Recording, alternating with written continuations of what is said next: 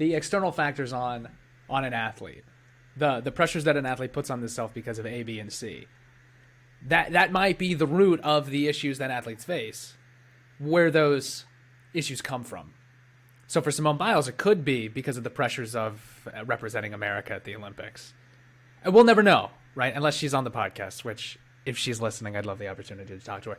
But then for Kevin Love and for others, or for others who are affected outwardly, who have the confidence like Naomi Osaka to say, like, I do not feel confident enough to compete today. And being confident enough in who she is and the success that she's had to know that it's the right move for her to step away rather than to compete through it when she knows that she shouldn't.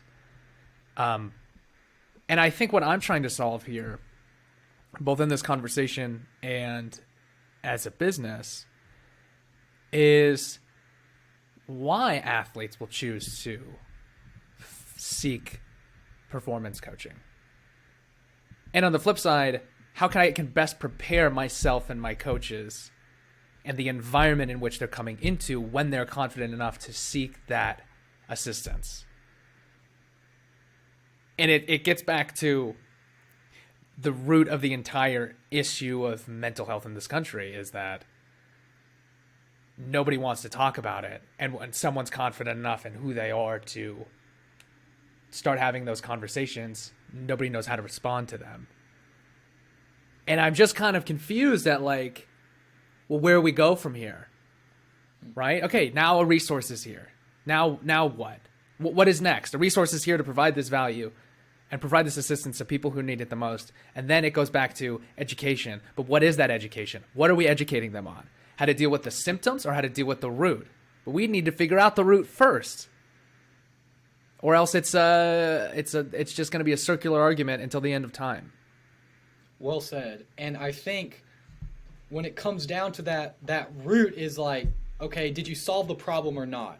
Did you beat the other team or not? Did you win or did you lose? So in terms of providing these resources, you're not only providing resources like the mindfulness, acceptance, commitment approach, right, to help athletes, but, and that was already there. I promise I did not plant that for this. I promise. It's just a little light reading. Yeah.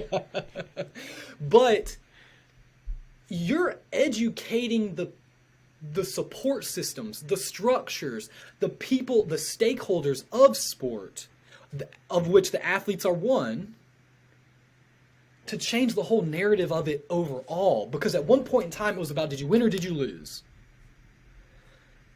Someone like, now granted, I know it's sounding like I'm just planting everything, but like I enjoy working for the the Spurs Sports Entertainment, of which they have a lot of franchises, but Greg Popovich is the GOAT too. He understands that it's about more than basketball, and this is one expression of these young men. This is one expression of them, and he encourages them to be so much more. And he talks about, did we develop today? Did we learn today?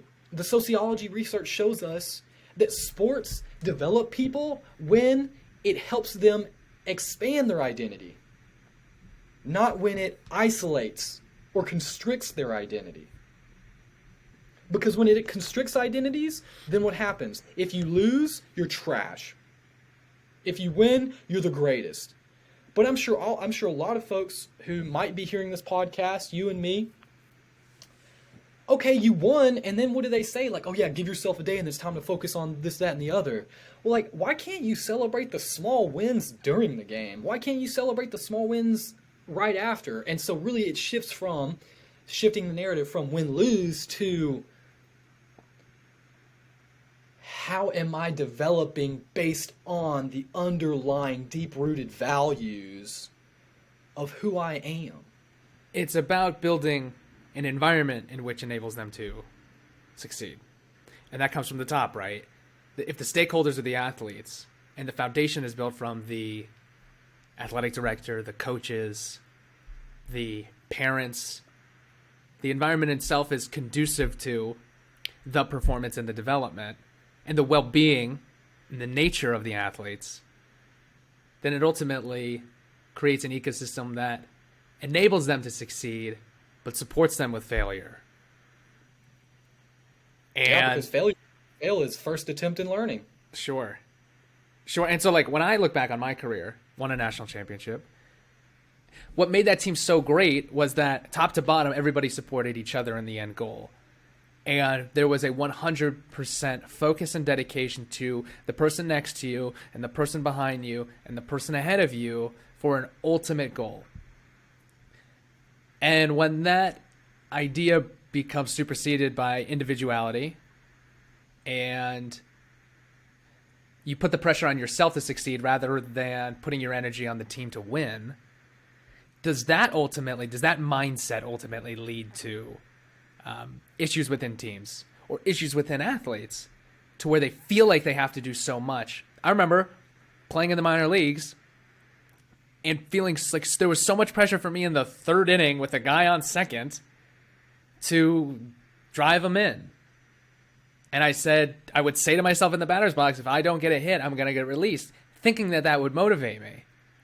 But in fact, it scared me and it held me back.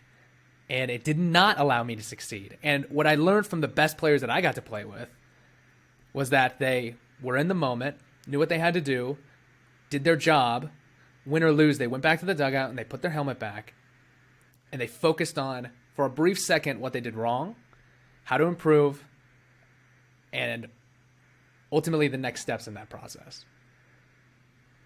And these all come down to like the fundamentals and the foundations of why I'm doing what I'm doing, why you do what you do, because we want to see people succeed. And it's right. And even I agree with everything that you're saying, so please don't take this as a disagreement. It's a yes and. The yes and is that it goes back to what success is for someone.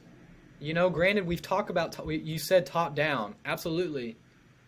The thing is, people hear a lot from the sides too, horizontally, not just vertically. And so your peers who you've grown up with already, who essentially get rewards, maybe in terms of likes on their post. You don't post your team. You have your individual account. You have your individualness. We're in the era, right? Like when LeBron had his sit down and chose which team he was going to go to next, you know, the decision. Like that, in so many ways, is continuing to support this idea of individuals. Like we've had this idea of celebrity, if I can pull from the history training that I've had. Like we've had celebrity since we've had things like magazines. Like John Sullivan, a famous bare knuckle boxer, was a celebrity in terms of masculinity for a lot of middle to lower class males in the United States during his time.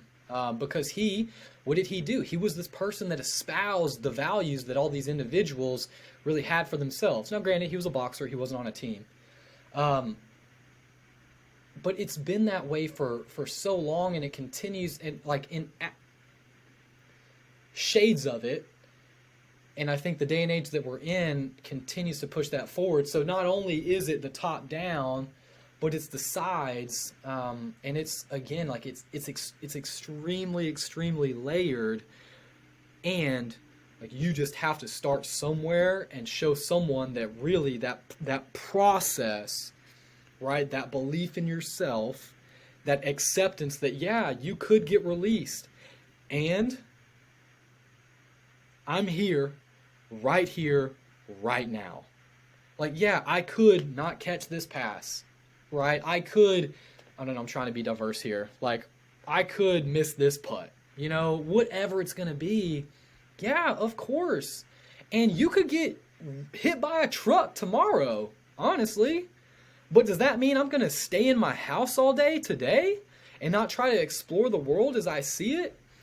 In this day and age, I think that is very hard because this idea of fear is getting instilled in us over and over and over again. And you talked about it yourself. Like fear. Fear-based motivation. That's how I was trained in a lot of ways. That's how our generations before us were trained. And we could even take that, trying to keep this topical too, but I mean, golly, this actually connects though.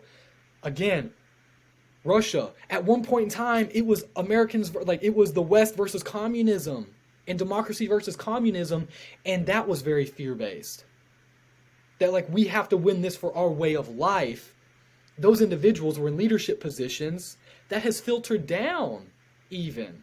And so like a lot needs to be explored to make those connections explicitly.